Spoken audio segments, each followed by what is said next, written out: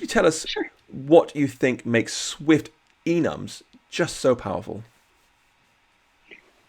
To me, it's really the flexibility. You can use them in a really simple case to to define some values. Some simple values, integers, whatever.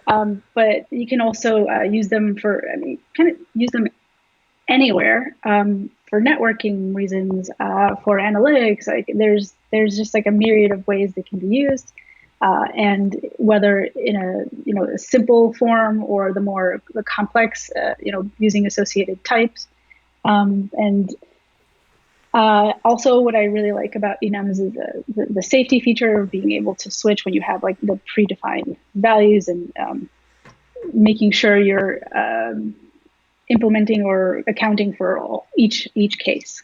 Yeah.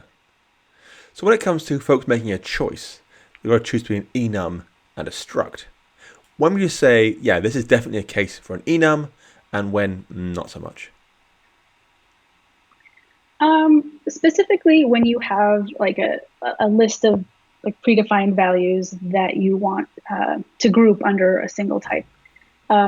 An enum is something. I'm sorry, a struct would have like more properties, a little bit more open. But yeah, so I'm thinking like more real world examples. Like we have the concept of an item in my code base that's collectible. So you can collect recipes or you can collect collections. So we might have an enum for like what anything that can be collectible, and some of them are have associated values, some of them don't. Also, something like for handling error handling or something like that, different potential errors that you could receive. Yeah, certainly one pattern I've seen quite a lot is uh, when I do the same thing in my own code. When I think about some values or some functions that I want to put somewhere grouped, like some static Yeah, stuff, and they could totally go in a struct. But increasingly, folks are putting them in enums instead, with the underlying knowledge that you cannot instantiate the enum.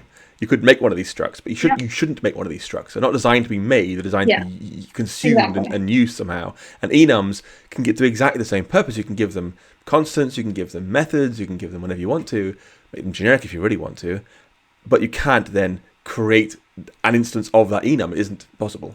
Yeah.